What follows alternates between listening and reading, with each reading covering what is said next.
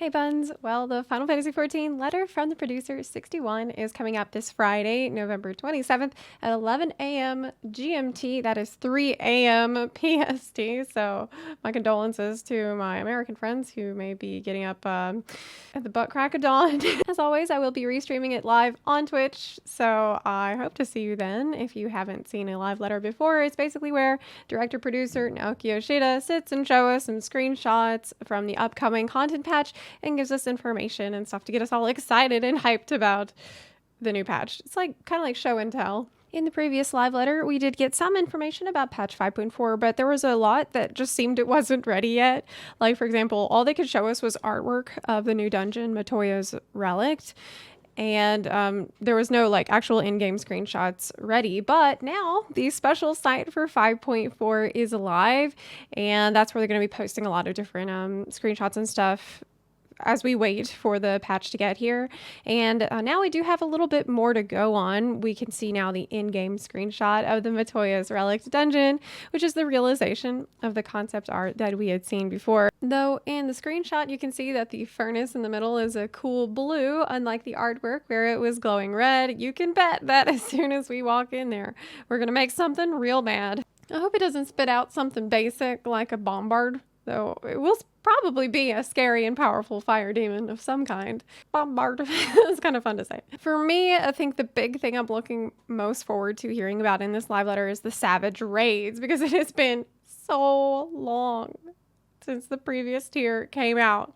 Patch 5.2, which brought us the previous Savage Raiding tier, came out on February 18th. Before the dark times. Because of COVID, we will have had a 9-month delay between the Savage Raiding tiers releasing, so I do believe that it is past time to take that bun out the oven. When it comes to the actual content of the Savage Raid, though, I remember a lot of my friends who play Melee being pretty upset with the tier in general being pretty melee unfriendly. I can't speak to that since I had been maining Dancer and dabbling in tank a little bit here and there.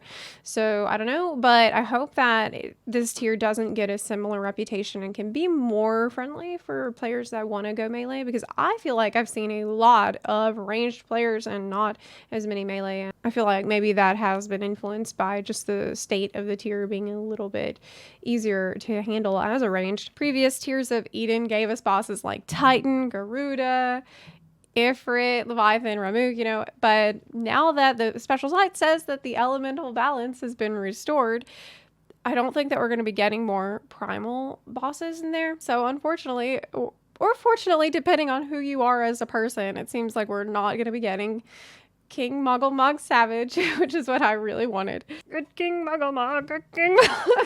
I was so excited to hear a remix of that.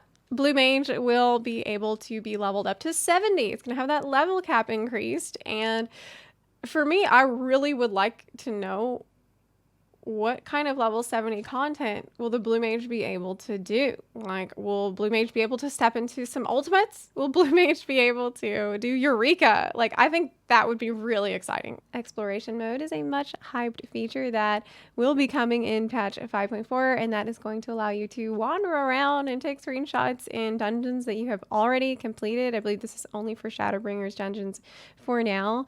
I would very much like to know some more information about how you can go in there with other players. Like, do those other players need to be on your same server? Can it be cross-world? How many other people can you bring in there with you? How much time do you have?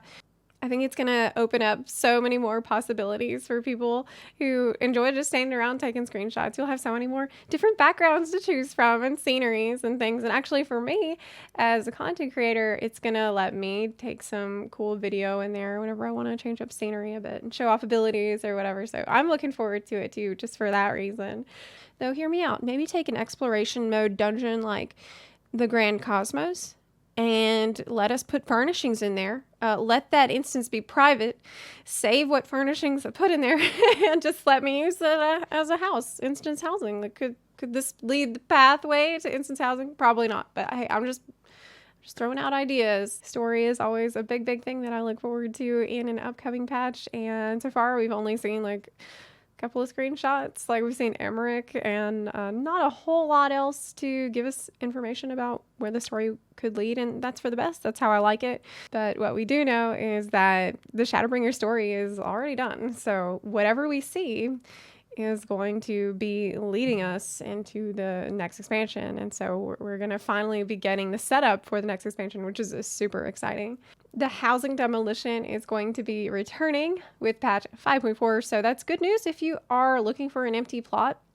While that timer has been suspended, we've had less supply and more demand for housing than I think we've ever seen. So in this live letter, I'd really like to know if we'll get any more hints at all about ISHGARD housing. Like, is it real? Will this update shed light on that? Or at least will we hear Yoshida confirm or dispel rumors about it being player housing? The housing crisis will be somewhat alleviated with 5.4 bringing back housing demolition, as I mentioned earlier. But again, very good news for people who have been waiting for empty plots that are just not appearing on their server. The monk revamp is slated for patch 5.4 and it's supposed to be pretty major. This live letter should give us some more info about just how major it will be. We are expecting the Grease Lightning to be reworked so that it is not as hard to keep it up. And get it up, I guess. But what I'm saying is that it's not going to be as stressful to keep the buff up constantly. I'm sorry for making it weird. I read from translations of Japanese blog posts that they plan to adjust it so that its level will increase according to your player level. So the higher level you are, the faster your actions will be. I know that a lot of monk players have told me that the job just feels kind of jank. Like, it's putting out the damage numbers, but it just feels like... what's the word? Clunky. I myself am holding off on leveling monk. It's the only job I don't have at level 80, and so I don't want to level it up and like learn things the wrong way if this turns out to be a super major revamp. Not that it really matters for me too much though, because if I don't play a job for like a week, I completely forget how all the rotation information is delete from my brain. Just save space. If you do plan to watch the live letter, I strongly recommend that you get there quick. You get there fast because they're going to show the trailer for patch 5.4 right at the start.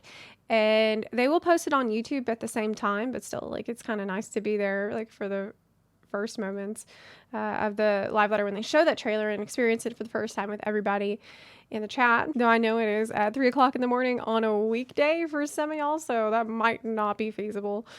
We'll probably also get an official release date for the patch, though most people are speculating it's going to be around December 8th. What kind of information do you think they're going to share with us in the live letter? What is the thing that you most want to hear more about? Let me know in the comment section down below. If you like this video, please consider supporting the channel on Patreon or on Twitch. You can also support the channel for free by clicking the subscribe button or by sharing this video with your fellow warriors of darkness. Thanks again so much for watching, and I'll see you next time. Bye!